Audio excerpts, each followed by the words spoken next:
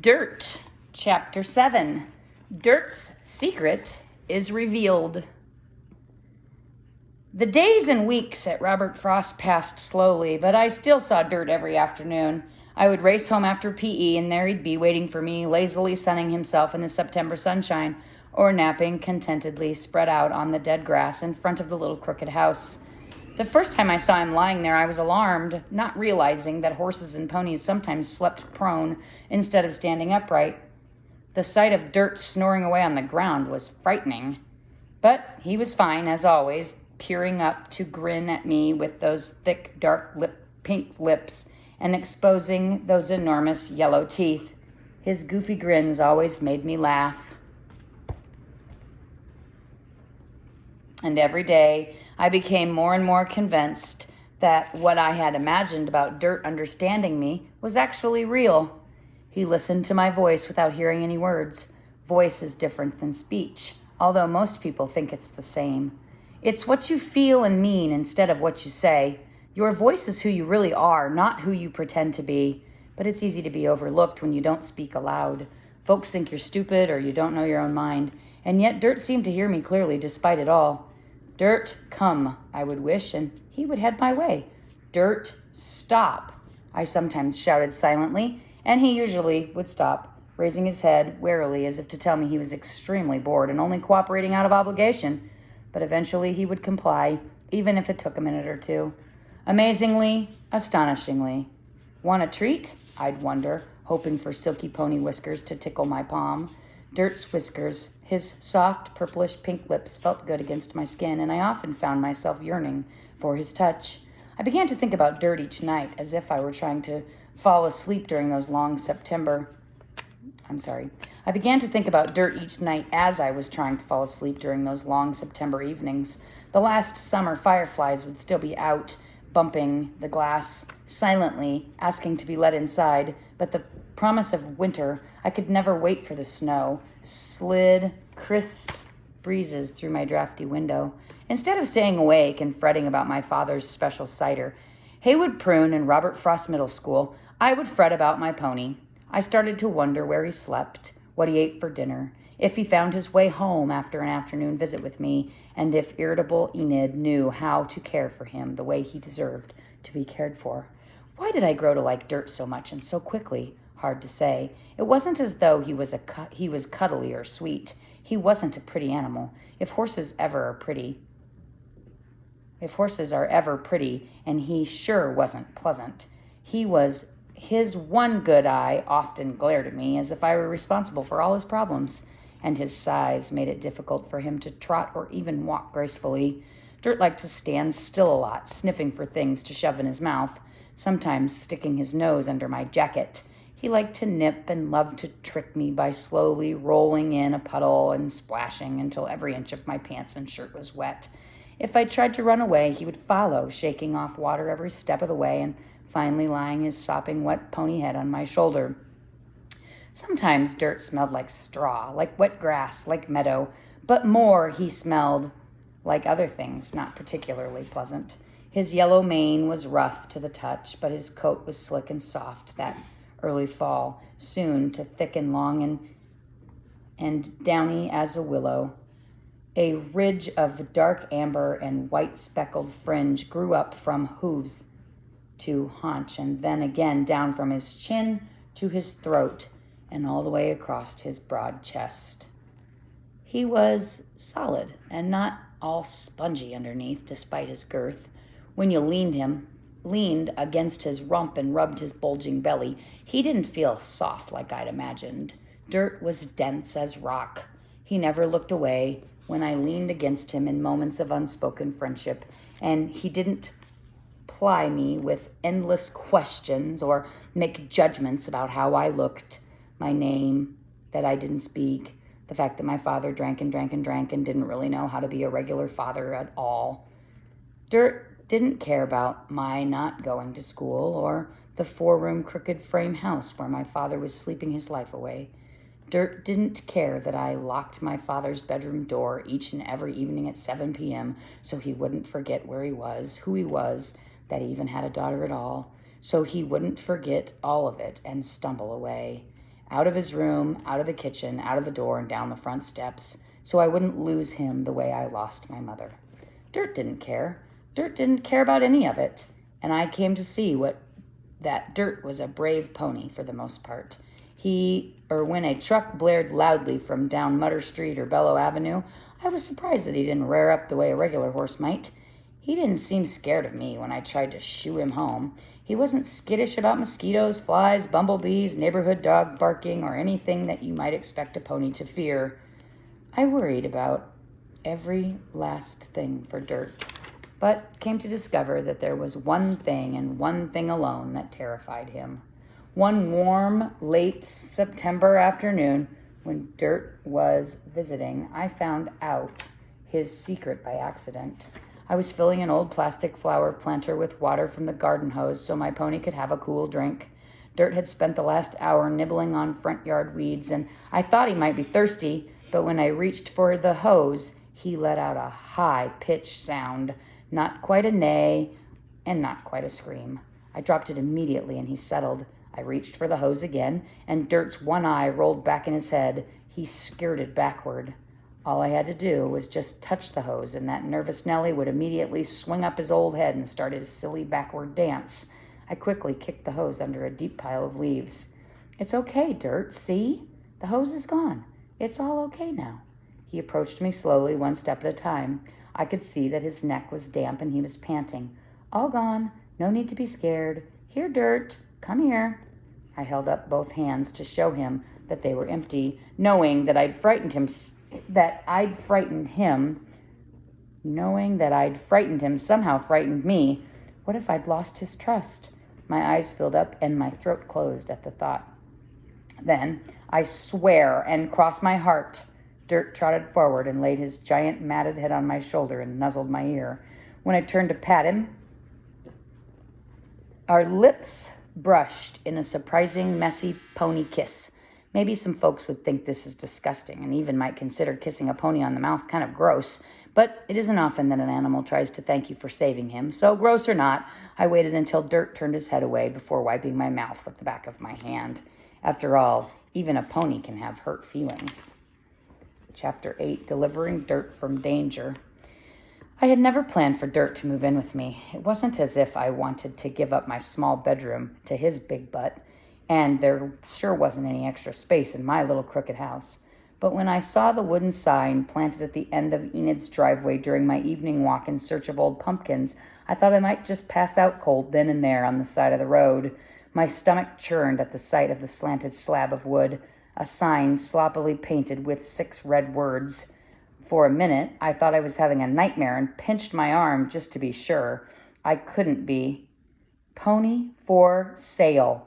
Good quality horse meat. Horse meat and pony should never appear in the same sentence. My blood ran cold at the thought. I knew that horse meat was often sold somewhere on the outskirts of town. Haywood Prune told me this last year during Know Your Animal Friends Week. While Prune may have just been trying to tease me, I couldn't get the terrible image of a horse sausage factory out of my head. Horrifying. Old Enid was mean, but she couldn't be cruel enough to do the unthinkable, could she? I read the red-painted words all over again. There was no doubt. Dirt had become a pony with a bounty on his head. I sped over to Evil Enid's warped wooden sign and pulled it out of the ground. Then I scrambled all the way home, scanning the horizon for any sign of Dirt. What if he'd already been caught and sent to the you-know-where? What if I never got to see him again? I ran without passing a single person, the wooden sign leaving splinters in my hand.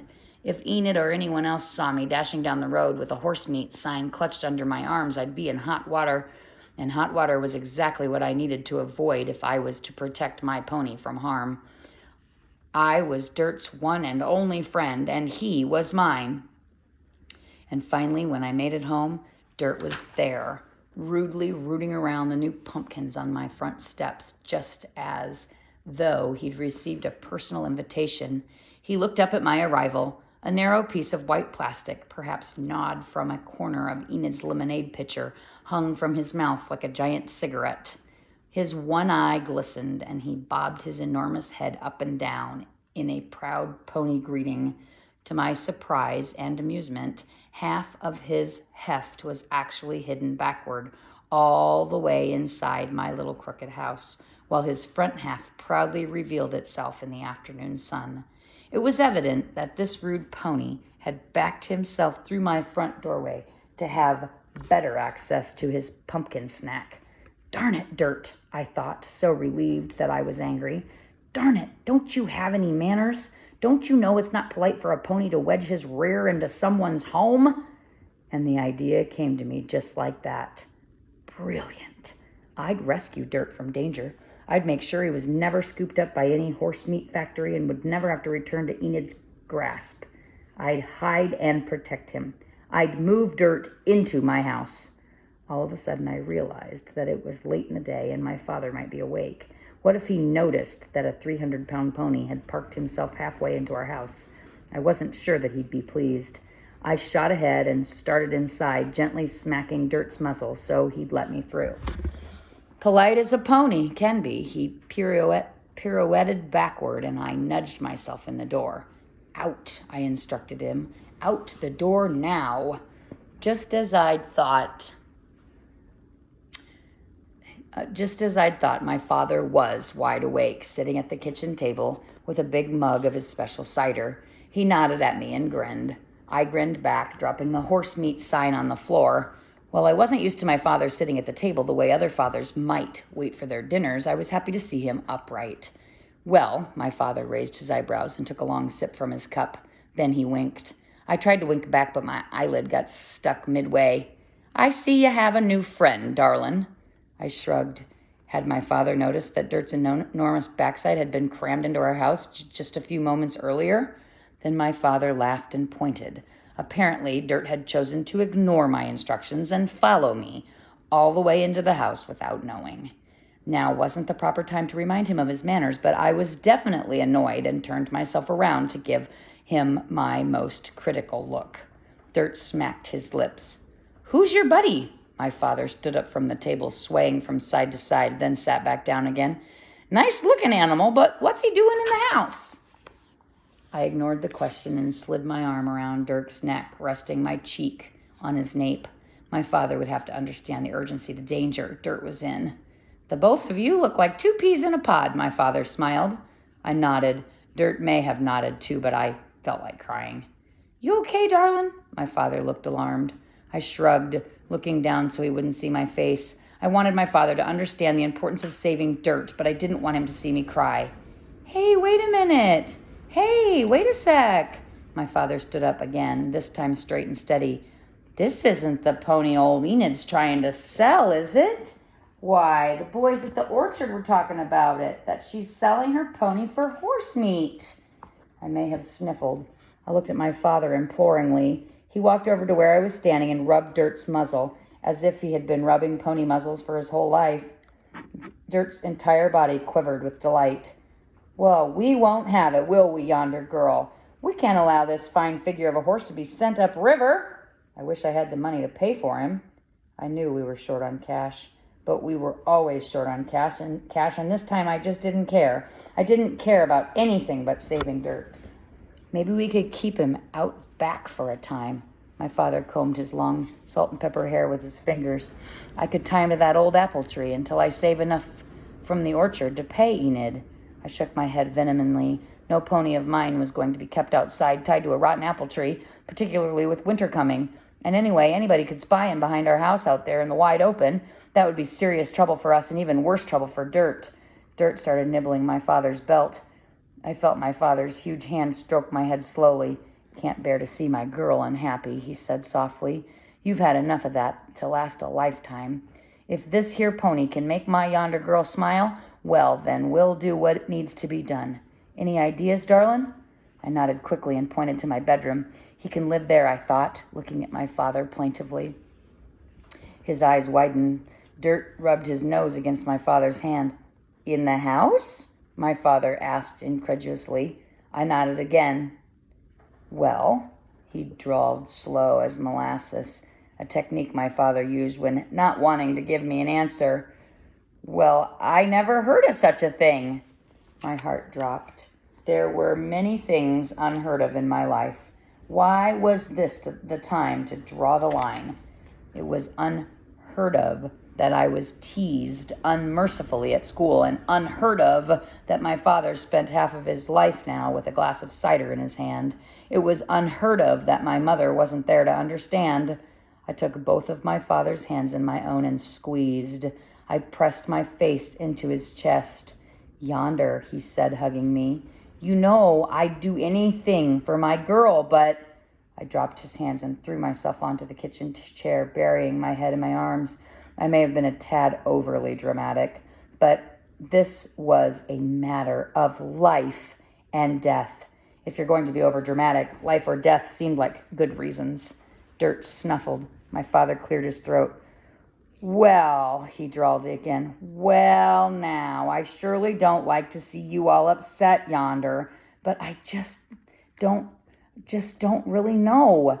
It's not that I don't like animals, but moving a horse inside is a bit much. Kind of crazy, don't you think?"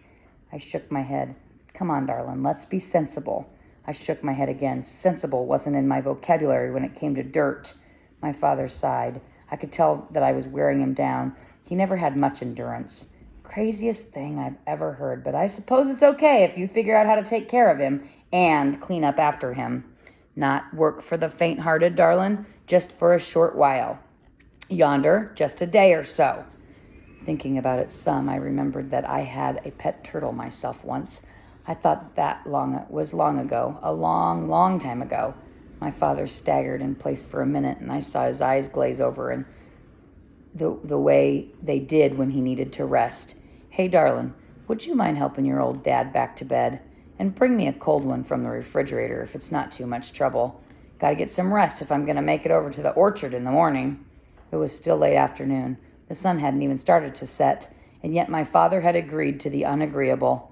I felt my entire face beam. My pony and I were going to live together under the same roof.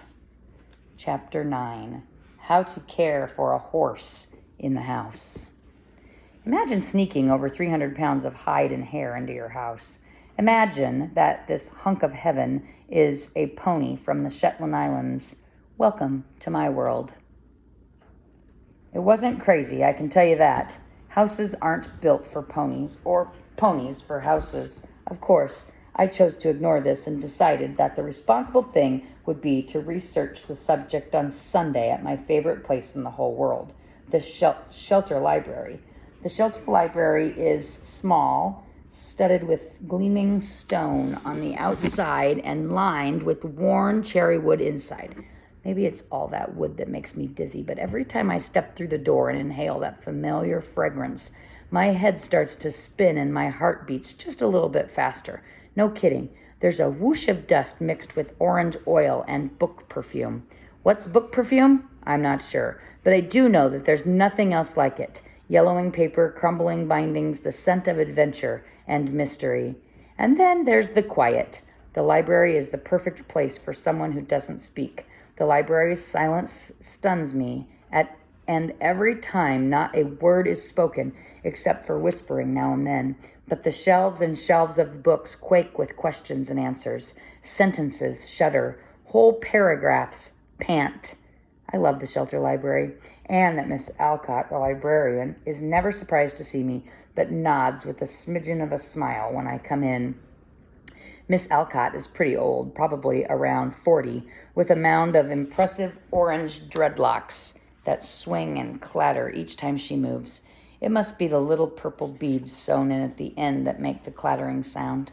Kinda nice. She usually wears purple sweaters and purple tights, too. When Miss Alcott stands up from behind her desk, all kinds of papers and files flutter to the floor. She seems flustered then, but never annoyed, stretching out her long arms to recover what has fallen without looking down. Miss Alcott understands that I'm not one to make a sound, and that must be a relief since she's always telling folks to quiet down. The town library has one computer, but I thought I should begin my studies the old-fashioned way with an actual book. There's nothing like holding library books in your hands, especially the old ones with leather bindings and crisp tissue in between the illustrations. Each page feels like you're opening a present. While the library had a number of books on horse care, there were only two specific to Shetlands. The first, a paperback with a dumb drawing of a horse wearing a flowered hat, didn't appeal to me, but the other fit the bill to perfection. It was a large book, not leather-bound, yet with a heavy canvas cover that felt substantial as I pulled it from the shelf. You always want to make sure that you have substantial books when doing important research. The volume, titled Taking Care of Your Shetland by Helen Muet, was published in 1980, so was unfortunately not in the category of books containing tissue-covered illustrations. Still, Miss Muet seemed to know her business, and I was able to gather quite a bit of useful information. This is what I learned from studying Taking Care of Your Shetland by Helen Muet. Number 1, the Shetland Islands are part of the United Kingdom of Great Britain and Northern Ireland. Number 2, Shetland ponies need space to graze outside, but they shouldn't eat too much grass, otherwise they will get sick. No problem, since our backyard is mostly made of brown weeds with hardly any grass. Number 3, Shetlands should be fed hay, but grains must be limited as they will make them fat. No problem, since dirt was already fat and I didn't know where to get grain. Number 4, Shetlands need clean bedding at all times and should be changed once or twice a day. Bedding can be straw. No problem, since there was always plenty of straw and hay in Enid's barn, and I was sure she wouldn't miss a few bales here and there. I thought, putting down the book for a while and staring at the wall. This didn't seem so hard, definitely doable.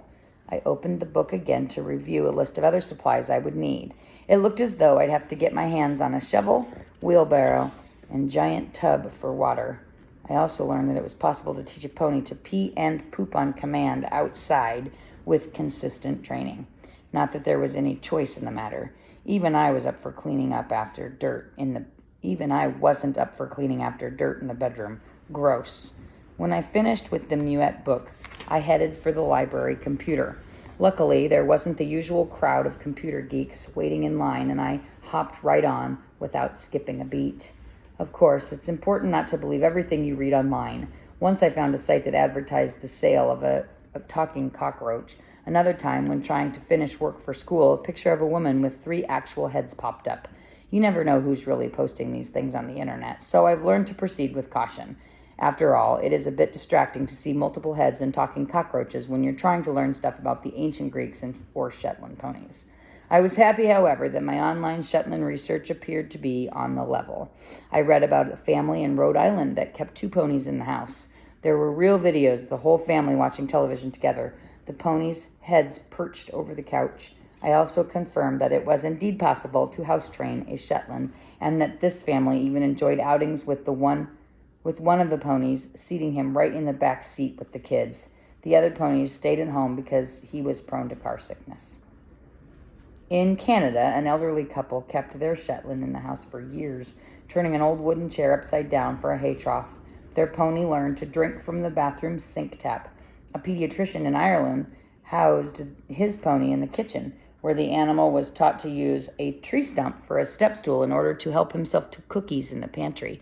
And another family in Oklahoma kept 3, count 'em, 3, Shetlands in the house, but drew the line at the 4th. I also learned that in the 17th century, ponies were a sign of wealth among European royalty, some kings and queens making home for them right in the palaces. And there are Shetlands today trained to be service animals, pulling wheelchairs and guiding the blind. Well, I thought, exhausted from my studies, it certainly seemed possible for dirt to move in, even if it might only be for a short while. Perhaps, I mused, turning off the computer and reaching for my khaki jacket, perhaps for a few weeks, a month, or maybe even a year.